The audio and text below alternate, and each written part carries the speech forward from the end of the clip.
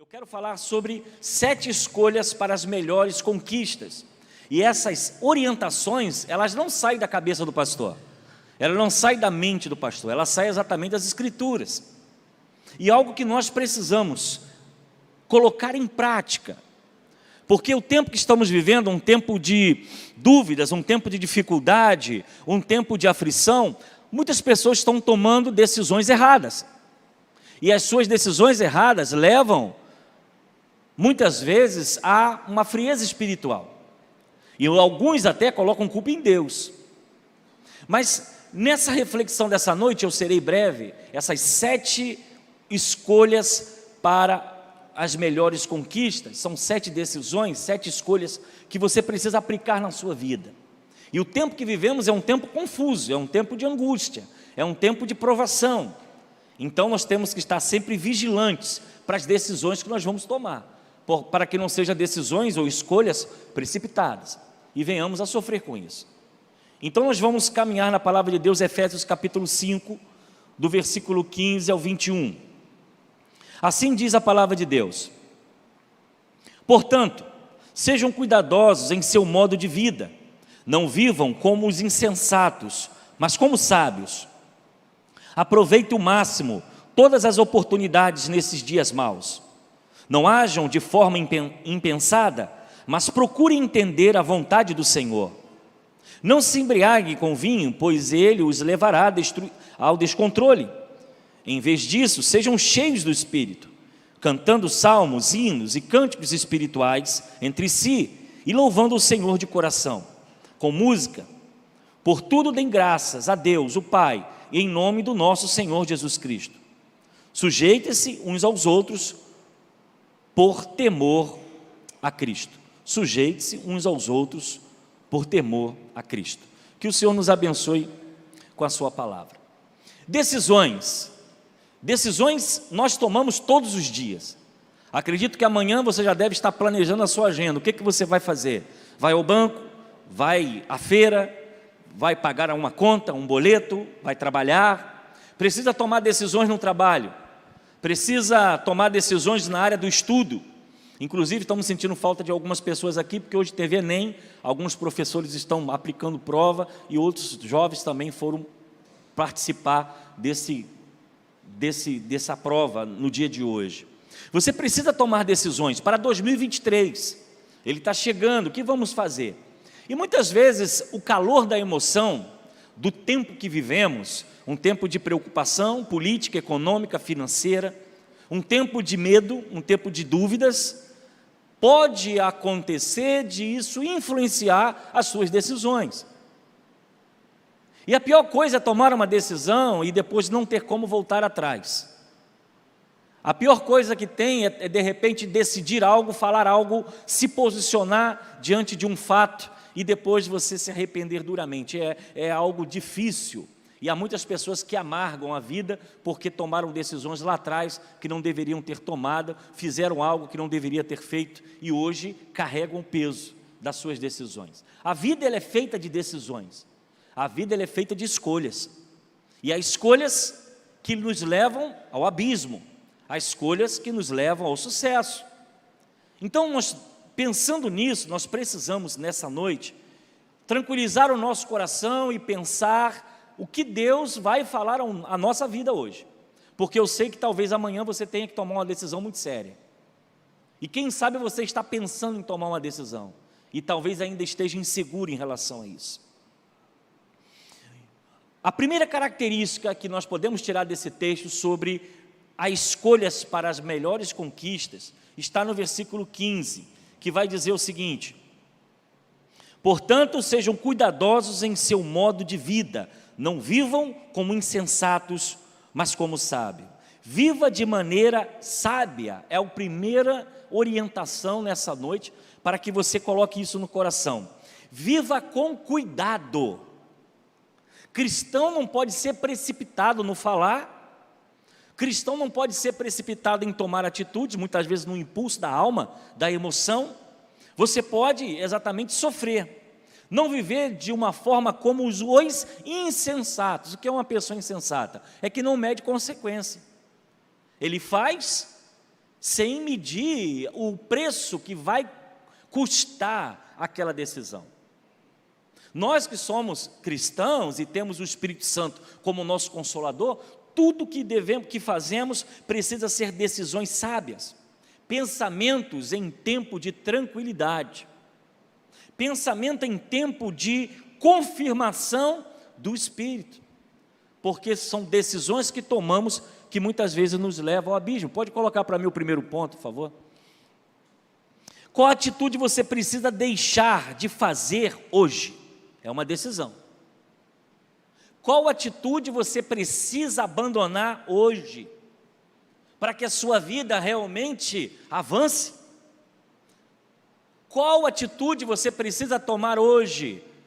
Qual escolha você tem que fazer para que a sua vida esteja plenamente diante de Deus? Qual o pecado você precisa abandonar? Qual a infidelidade que você precisa deixar? Qual o tempo que você precisa tirar para estar mais próximo de Deus? Porque talvez a sabedoria vem de uma proximidade de Deus. Muitas vezes a gente pensa, nossa, eu estou fazendo tanta coisa e não dá certo, não avança, a coisa não anda, eu faço, não dá, caio e daqui a pouco a coisa que eu estou planejando parece que vai e não vai.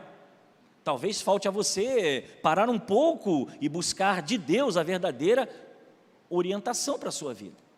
Então o conselho que Efésios vai dizer para nós, e o apóstolo Paulo vai dizer aos irmãos crentes de Efésios, é exatamente isso. Olha, portanto, sejam cuidadosos no modo de vida. E quando fala em cuidado, irmãos, é o que você fala, é com quem você anda, é o testemunho que você dá. Cuidado, cuidado com quem frequenta a sua casa, cuidado com as alianças que você faz, cuidado, não seja como os insensatos, mas com sabedoria. Há muita gente enrolada na vida, porque muitas vezes faltou aquele momento de pensar, buscar a presença de Deus e tomar a atitude sábia. Então, eu quero que você guarde isso, anote se for possível, reveja de novo essa mensagem. A escolha para as melhores conquistas é você viver de maneira sábia. Não seja precipitado nas suas conclusões, porque você pode estar errando, falhando o seu cálculo e talvez você pague muito caro por isso. O filósofo grego Epiteto, ele diz o seguinte: nenhum homem é verdadeiramente livre até que se domine. Há uma natureza nossa muito ruim, sabe o que é? Nossas emoções. As nossas emoções nos levam muitas vezes a tomar atitudes erradas. Ficamos irados, ficamos com raiva, ficamos revoltados e queremos agir de uma forma que a nossa natureza carnal tenta resolver. Não queremos ficar por baixo. Nós queremos dar uma resposta imediata.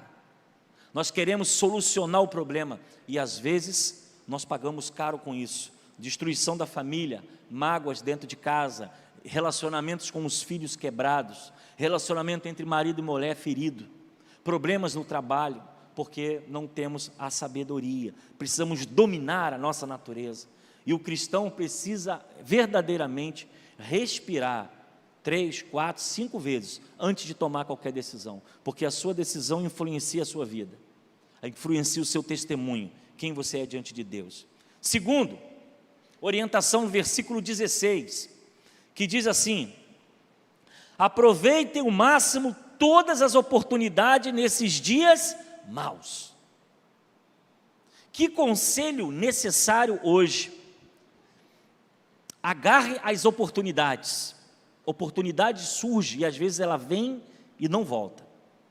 Então, se nós queremos ter umas escolhas corretas para conquistar nessa vida, nós não podemos abandonar, amados irmãos, essa característica de quando olhamos uma oportunidade, nós abraçarmos. Abandone esse espírito de derrota. Há um tempo que estamos vivendo, as pessoas estão para baixo, elas estão negativas, as notícias são sempre ruins, e as pessoas, muitas vezes cristãs, são as que propagam isso. É claro que talvez, olhando aos olhos humanos, não tem jeito, está complicado, está difícil, mas se nós cremos num Deus que Ele dirige todas as coisas, precisamos alimentar dentro de nós a fé e a esperança. E às vezes aquilo que surge para você, não é do jeito que você quer, não é da forma que você quer, mas é uma oportunidade. Quem sabe aquele emprego que talvez você pense, nossa, é muito abaixo do meu nível educacional, mas quem sabe não é o primeiro degrau, depois viram outros degraus. Quem sabe você começando de uma forma mais humilde, mais tranquila, tendo a oportunidade de ir nessa direção, você encontre o caminho. Oportunidades nós não podemos perder, principalmente quando surgem. E o que nós precisamos pensar é que as escolhas que nós fazemos vão influenciar nossas conquistas. Há uma ilustração que o pessoal sempre conta quando vai de encontro a esse texto. Diz que tinha um homem se afogando, e aí e ele gritava, Senhor me salva, Senhor me salva. E aí apareceu alguém com um barco, jogou uma boia, e ele não quis pegar a boia. E ele começou a gritar, Senhor me salva, Senhor me salva. Aí então veio um navio um pouco maior, jogou para ele um bote, e ele não quis entrar no bote. E ele gritava, Senhor me salva, Senhor me salva. Então veio um helicóptero com a rede, pousou do lado dele, e ele não quis entrar na rede. E ele então se afogou e morreu. Chegou no céu, ele olhou para Deus e disse, Deus, eu confiei no Senhor. Deus, eu coloquei a minha vida no Senhor, e o Senhor não me salvou. Deus olhou para ele e falou, meu filho, eu mandei o barco, eu mandei o bote, eu mandei o helicóptero, e você não quis pegar. Às vezes as coisas não são do nosso jeito. Deus, Ele tem as formas de trabalhar conosco. Então perder oportunidades é algo que a gente precisa entender. Às vezes não é do nosso jeito, mas é do jeito de Deus. Eu não sei para quem Deus está falando isso hoje, mas com certeza as decisões as escolhas que você faz influenciam as suas conquistas. E nós precisamos ter a sensibilidade do Espírito, porque a vida é feita de escolhas, mas precisamos tomar escolhas, fazer escolhas certas e não abandonar. Além de ter uma vida sábia e de agarrar as oportunidades, terceira característica, busque a vontade do Pai em meio às circunstâncias. Versículo 17, portanto, não sejam insensatos, mas procure compreender qual é a vontade do Senhor.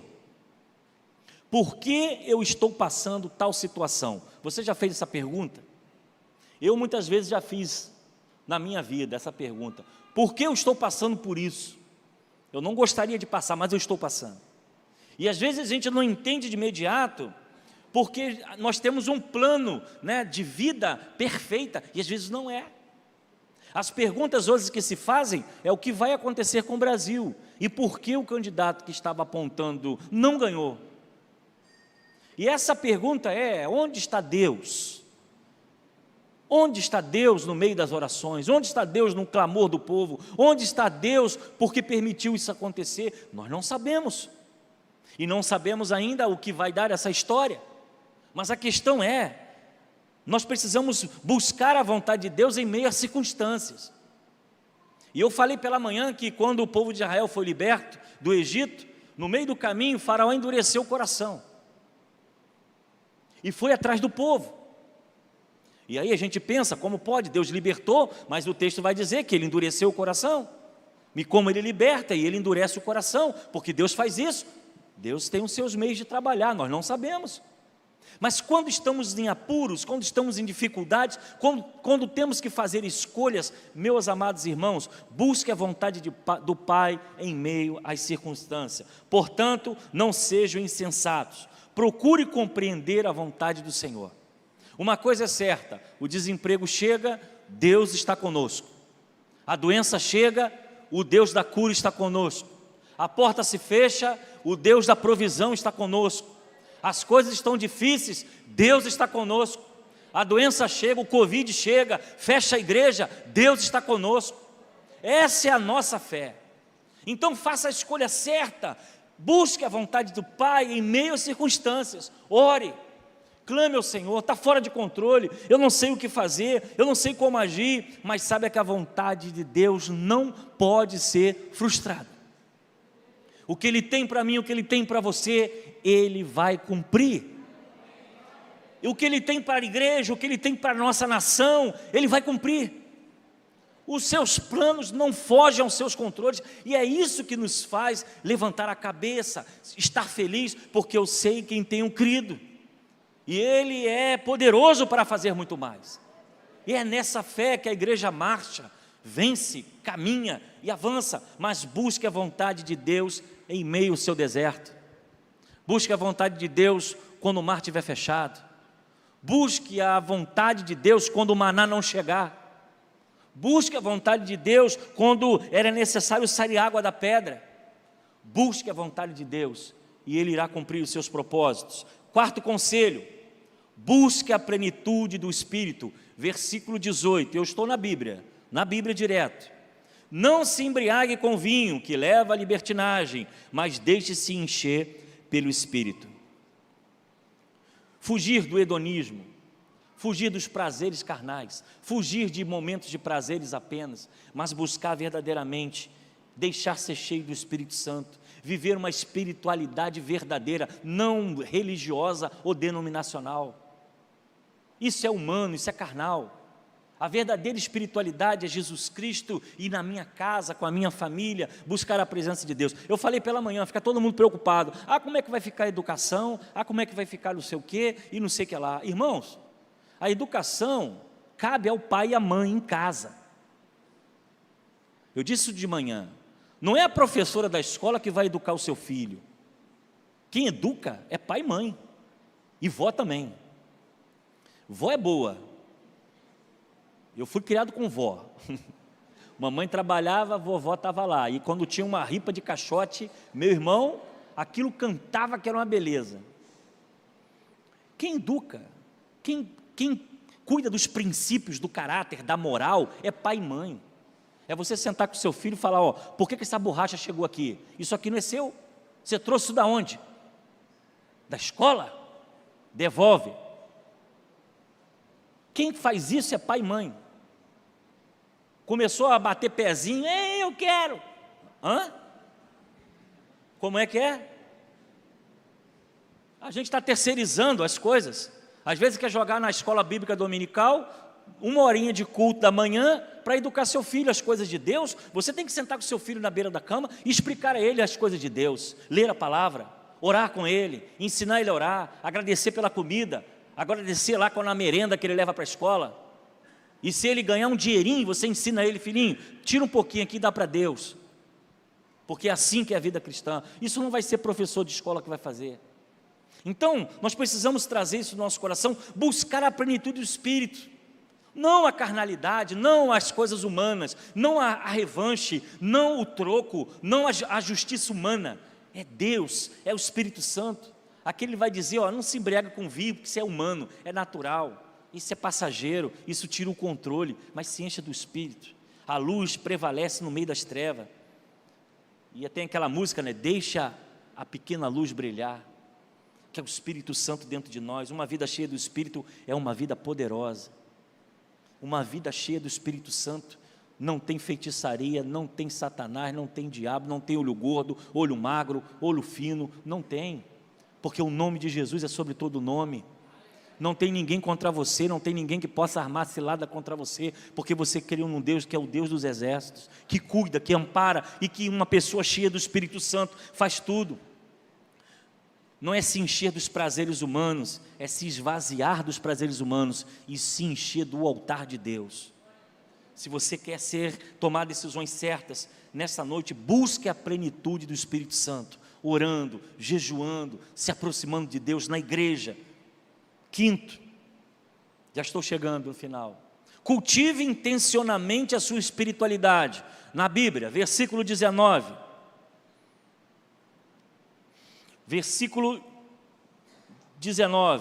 cantando salmos, hinos e cânticos espirituais entre si e louvando o Senhor de coração, com música. Cultive intencionalmente a sua espiritualidade. Irmãos, nós estamos falando aqui sobre os cultos nos lares, os encontros nos lares. Isso aqui é claro que ninguém é obrigado, faz quem quer, mas a igreja vai sempre motivar. Você pode pegar esse papelzinho, juntar o seu pai, sua mãe, sua esposa, seus filhos, eu não sei quem são da sua casa, e tirar um momento para chamar Jesus para dentro do lar.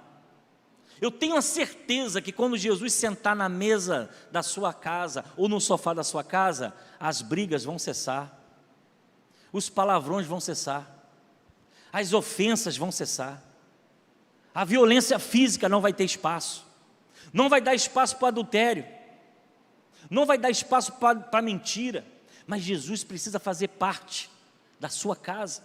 Então a orientação é, falando entre si com salmos, com hinos, com cânticos, nós precisamos ser espirituais verdadeiramente, e não apenas de carteirinha de membro de igreja, ou de frequentar banco de igreja. A espiritualidade tem que brotar lá na nossa casa. Domingo é só cumprimento da semana, não é a cereja do bolo. Mas isso, irmãos, tem que partir você, meu irmão, você homem, que é sacerdote do lar, você tem que chamar a sua casa para junto.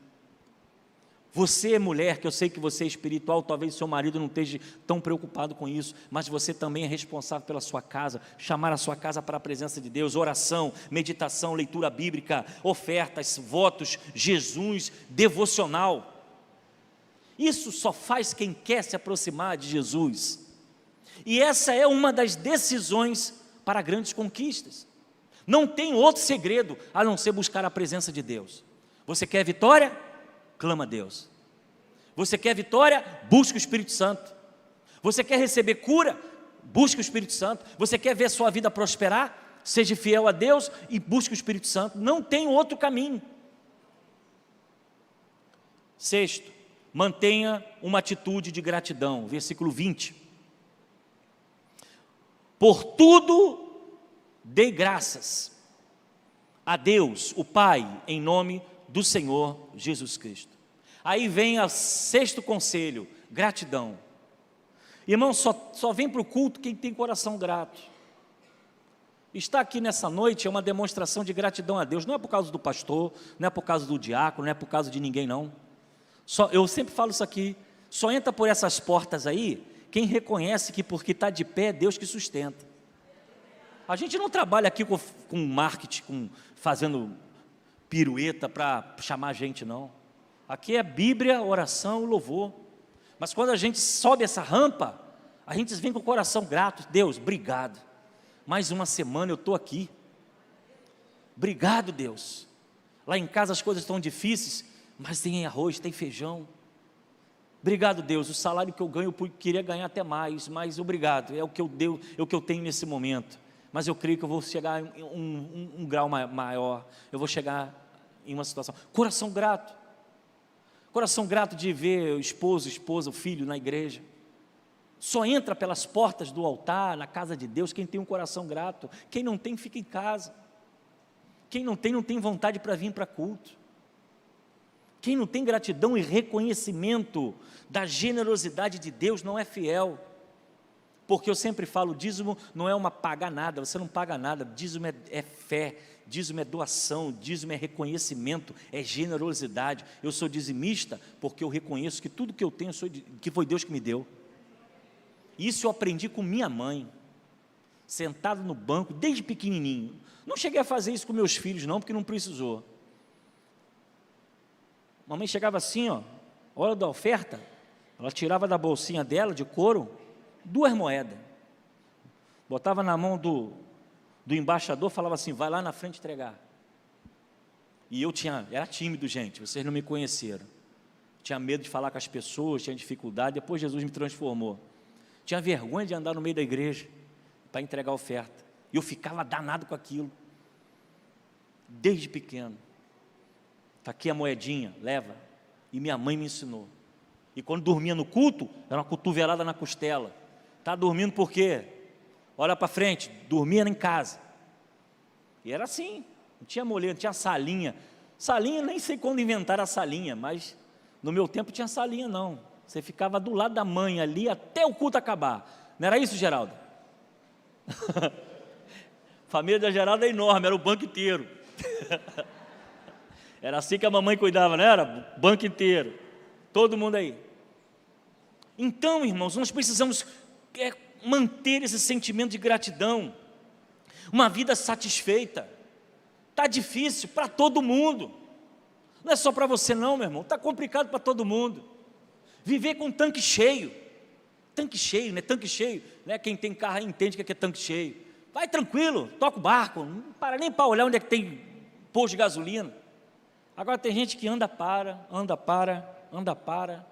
ele anda para, aí estaciona, desaparece, daqui a pouco ele volta de novo, aí desaparece, volta de novo. É o tanque que tem que ficar enchendo. Tanque cheio, você pega a estrada e vai embora, sem destino. As coisas estão complicadas, sabe, está difícil para todo mundo, mas nós temos que entender esse sentimento de gratidão. Até aqui nos ajudou o Senhor, e Ele vai continuar cuidando de você e da sua família. Sétimo e último, para a gente poder fechar, os 7 conselhos para decisões sábias, para conquistas. Honre as pessoas à sua volta. Escute, honre as pessoas que estão à sua volta. Versículo 21. Sujeite-se uns aos outros por temor a Cristo. Uma coisa que eu aprendi na minha vida é reconhecer as pessoas, honrar. É claro que às vezes eu não consigo fazer para todo mundo, mas agradecimento, sentimento de agradecimento. A Bíblia vai dizer: honra teu pai e tua mãe. E são os primeiros que têm que ser honrados. É os primeiros que tem que ser. Vai, quem é adolescente aí, quem é jovem aí, tem mamãe e papai, cuide deles, que vai chegar uma hora que você não vai abraçar mais, vai chegar uma hora que você não vai poder mais beijar, e se você não falou que ama, fale, porque quando a morte vem, não dá tempo para perdoar, não dá tempo para abraçar, não dá tempo para brincar, não dá tempo para sorrir, ela vem e leva. Honrar as pessoas, honrar os seus líderes, honrar as pessoas que te ajudaram, honrar as pessoas que estão com você, honrar a sua esposa que cuida de você, honrar o seu esposo que está cuidando da sua casa, honrar você que é filho, honrar os seus pais, ter reconhecimento. Não, eu agradeço, mas ele é tão difícil, mas ela é tão difícil, não importa, faça a sua parte, honre as pessoas. Eu gosto às vezes de viajar, trazer uma lembrancinha para um e para outro, né? É difícil trazer para todo mundo, não dá, na grana não dá, mano.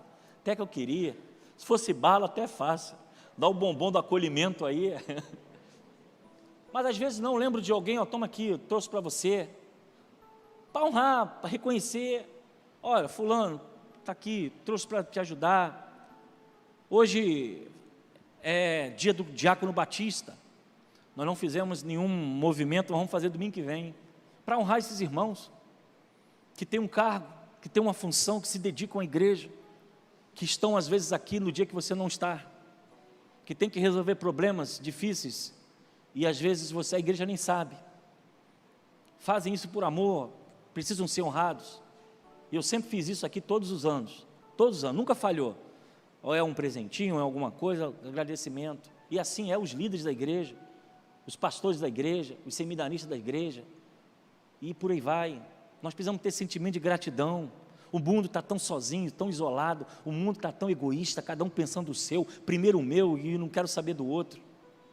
Às vezes você passar por alguém e dizer muito obrigado pela sua ajuda, faz bem.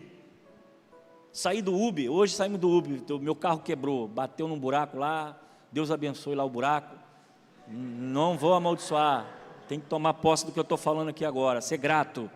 Está parado lá a encrenca, vou resolver amanhã. Pegamos o Uber de manhã, meu amigo, aqui a igreja, a hora que você quiser vir, você é bem-vindo. Se quiser visitar, está aqui, Deus abençoe o seu trabalho, vá com Deus. No ônibus, lá no trocador, aí você vê como as pessoas às vezes estão encrenqueiras, é confusão, é disse-me disse, é palavrão. Eu fui no hospital, o Giovanni passou mal esses dias aí com um negócio na vista, as pessoas estão sem sensibilidade de tempo, só porque demorou um pouco mais, já queriam quebrar o hospital todo, uma confusão danada, começou a gritar, uma gritava daqui, outra gritava de lá, e o médico com a fila inteira para atender, reclamando do médico, reclamando da portaria, reclamando não sei do quê. Onde é que a gente vai com essas coisas? Só complica mais a nossa vida, a pressão sobe, a angústia vem. 7 conselhos: seja grato, mantenha uma atitude de gratidão, honre as pessoas que estão à sua volta, sujeite-se uns aos outros por temor a Cristo, coração grato, agradecer a professora que cuida da criança, agradecer quem cuida dos seus filhos, Nós somos uma família de fé. Nós estamos aqui juntos com o mesmo propósito. Ninguém aqui é maior que ninguém. Eu sempre falo isso e vou continuar falando. Pode ser o tempo que você tem de segunda de Gramacho, até mais do que eu. Você é igual a qualquer um. Pode ter o cargo que for, pastor, diácono, o que for. Você é servo. E o que chegou ontem tem que ser honrado, como aqueles que estão aqui há 50 anos também. Porque somos irmãos da fé. Somos iguais. E a graça nos atingiu de forma igual. É claro que uma fundadora como temos, a Ana Campos, é homenageada até com o nosso centro esportivo, ainda está viva. Toda vez que tem aniversário da igreja, ela é honrada. E isso é honrar pessoas. Os pastores que passaram, como o pastor Paulo passou, e outros já passaram aqui, precisam ser honrados. Mas isso são escolhas que nós temos que fazer. Fé em Deus nos garante a salvação. Confiar na liderança espiritual nos traz vitória. E temos que agradecer a Deus, porque aqui chegamos. Tenha um coração grato, honre as pessoas, honre o seu Deus. Honre o seu Deus com sua vida, honre o seu Deus com seu tempo. Coloque-se na fronteira, vai para a trincheira guerrear. Dá o seu tempo, não faça por ganância, não faça por vaidade, não faça por segundas intenções, faça por amor a Cristo e Ele vai te honrar. Porque a gente pode enganar o homem, mas Deus não. Ele sabe o porquê você está aqui, o que você está fazendo e qual é o seu propósito. Ele conhece o nosso coração. Então honre a Deus com a sua vida, honre a Deus, seja servo, se entregue, cumpra o seu propósito. E eu tenho a certeza que você vai prosperar em sua vida. Eu espero que você tenha guardado esses 7 conselhos retirados exatamente do livro de Efésios capítulo 5. 7 escolhas para as melhores conquistas da sua vida. Que Deus assim nos abençoe. Espero que você vá para casa hoje com isso anotado e comece a praticar amanhã. Sai de casa, você viu o lixeiro lá? Ô irmão, Deus o abençoe, obrigado aí pelo seu trabalho. Está lá no seu trabalho, tem lá a faxineira que passa pano lá e você nunca deu bom dia para ela. Ó, Deus te abençoe. O porteiro lá do elevador, que faz de subir e descer, está sentadinho na cadeira lá. Às vezes pessoas entram e saem, nem um bom dia, nem um sorriso. É um ser humano que tem família, que está trabalhando e precisa também de cuidado. E nós que somos servos de Deus, precisamos dar o exemplo.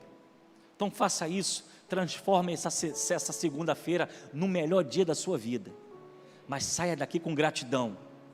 Saia daqui com sabedoria. Saia daqui tomando as decisões certas, fazendo as escolhas certas, confiando em Deus. E você vai ver como as coisas irão melhorar, quando o Espírito Santo toma conta plenamente de nossa vida. Que Deus nos ajude, que Deus te abençoe, e que você seja vitorioso em tudo que você venha fazer, e que você busque verdadeiramente o Espírito Santo de Deus. Tenha cuidado com a vida, com a maneira que vocês vivem, não sejam como os insensatos. Feche seus olhos. Pai, eu quero agradecer, a Tua palavra é viva e eficaz. Nessa noite nós aprendemos sobre decisões que precisamos tomar. Que Tu nos ajude, ó Deus, a sempre esperar no Senhor e fazer a decisão certa. Não como insensatos, não como precipitados, não como pessoas impulsivas, mas com aqueles que têm um domínio próprio, que dominam sua natureza, que reconhecem o Senhor como Deus e que sabem que em meio às circunstâncias o Senhor continua no controle de todas as coisas.